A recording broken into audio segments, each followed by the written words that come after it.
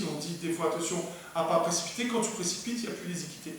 D'accord? Et eux, pour eux, enfin notamment Jonathan, il me dit mais on voit que ça se relâche régulièrement. Je suis content que tu me dises ça parce que moi aussi je le constate. Que souvent, si on reste pendant 1 ou 2 mois, on s'entraîne et qu'on ne vous parle pas de bien tirer les équités, très vite ça se relâche. Tu vois, dans le Konkusho hier soir, très vite, il y a le bras, il va se relâcher pour partir de là. Tu n'es pas en tension loin. Il dit, mais on voit bien, toujours, pour un exemple, Shosho ou l'autre, c'est un kata hyper important pour eux pour voir la forme de travail. D'accord? Et je me souviens, hein, quand toi, en début de saison, tu faisais partie des gens qu'on regardait, tu commences sur Bushu Shosho avec les jambes qui tremblent et je pense que tu n'as pas bien travaillé. Ils étaient tous les deux à te regarder et au milieu du kata, ils ont posé la tête. Et c'est des choses qui ne sont pas accessoires. Moi, Jonathan, il m'a pris 1000 fois Bushu Shosho en exemple. D'accord? De bien tirer les équités, ça permet d'aller plus vite, d'aller plus fort, mais mettre aussi plus de tension et de frapper mieux. Alors moi, je lui ai redonné comme exemple, je dis, mais moi je suis d'accord avec toi. Très souvent, je vois aussi que ça, il dit, mais nous aussi, on voit que si on ne le dit pas, les gars, ils pratiquent, mais ils tirent un peu moins leurs équités, du coup après, ils frappent un peu moins vite, un peu moins relâché, un peu moins fort, un peu moins tendu, etc.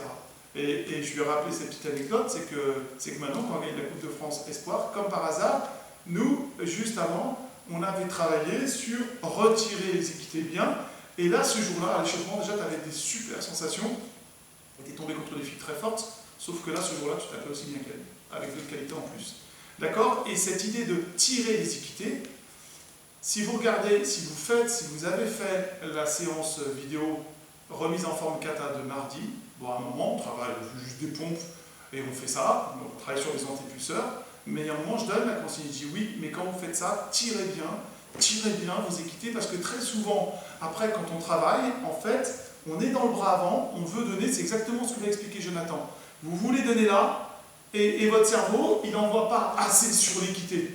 C'est ce qu'il retrouve dans le Konkusho, tu veux envoyer là, mais tu n'envoies pas assez. Alors il m'a dit, mais tu inventes tous les exercices que tu veux, tu mets quelqu'un avec une cible derrière pour que ça tape, tu tires l'élastique, tu mets une main, voilà, invente-toi des éducatifs, mais il faut absolument que les pratiquants, quand ils pratiquent, ils ne pensent pas simplement à ce qu'ils vont envoyer, mais penser à ressentir l'équité qui leur fera après frapper plus vite, plus fort. En plus, ça va vous donner une forme de travail tout autre, parce que des fois vous êtes un peu enfermé, mais je prends l'exemple de Mathieu et Lucille, parce que c'est ceux qui me viennent le plus flagrant, parce que Maëlle, elle a des longs bras, elle a des longs segments, du coup elle peut plus se tirer, et encore des fois tu tires pas assez, Samuel je connais pas assez, mais vous avez un karaté, les deux là, Mathieu et Lucille, qui est vachement speed, et du coup vous pensez à aller vite, et du coup forcément vous faites des moins longs mouvements, mais alors qu'on a travaillé chez toi les tirages d'équité, et c'était vachement plus beau, c'était vachement plus épuré, et tu frappes dès qu'on te le beaucoup dit. mieux.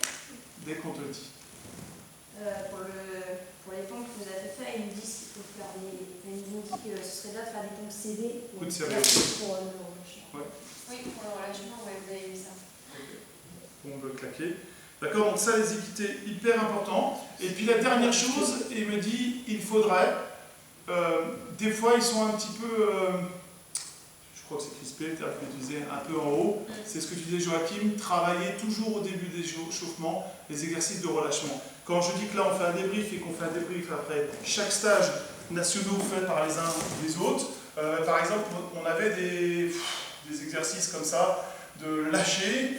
Alors, vous en parliez, c'est toi qui montrais ça, d'accord? Des exercices comme ça, où j'envoie les hanches, et en fait, je travaille pour être relâché, d'accord? Il me dit, bah, des fois, ils sont un petit peu crispés de là-haut, et il est important qu'ils soient relâchés pour que le bras ne soit que la conséquence du travail de hanche que je vous disais. C'est qu'à chaque échauffement, il faut qu'on ait l'habitude, et même vous, quand vous échauffez tout seul, de vous faire des petits exercices de relâchement pour que là-haut, on n'ait pas une impression à un moment que c'est un peu tendu. Attention Mathieu, je pense que tu seras beaucoup en physique ou en musculo. T'as pas, ah, j'ai travaillé en muscu, en fait je ne me rends pas compte, mais je me suis un peu bloqué là. Il faut toujours chercher à être en relâchement, et c'est juste du conditionnement en début de cours, parce qu'après il faut plutôt travailler du physique.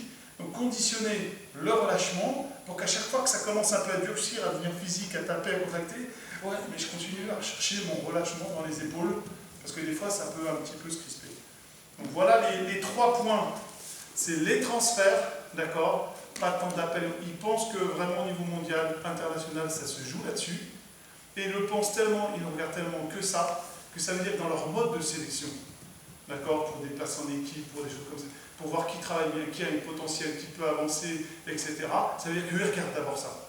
Quand ils vous regardent, ils ne regarderont pas vos yeux, ils ne regardent pas vos... Ben, si, vous tapez bien, vous regardez physiquement ce que vous donnez, mais très vite, en qualité de travail, ils vont d'abord travailler ces transferts, comment ça passe, comment je transfère le poids de corps. Parce que ceux qui font les temps d'appel, c'est qu'en fait, ils ne transfèrent pas leur poids de corps. D'accord? Ils n'envoient pas leur poids de corps sur la cheville, d'accord? Et ils ne font pas le temps d'appel. Et ils pensent que tous les plus grands matchs se jouent souvent là-dessus, parce que les arbitres mondiaux regardent ça. Et eux, dans leurs critères de sélection, de détection, d'intégration, enfin, c'est juste la priorité des priorités. L'équité, d'accord, pensez bien, c'est pas simplement bien tiré, mais c'est quand il y aura des enchaînements. Très vite, quand on enchaîne, eh bien, on est là.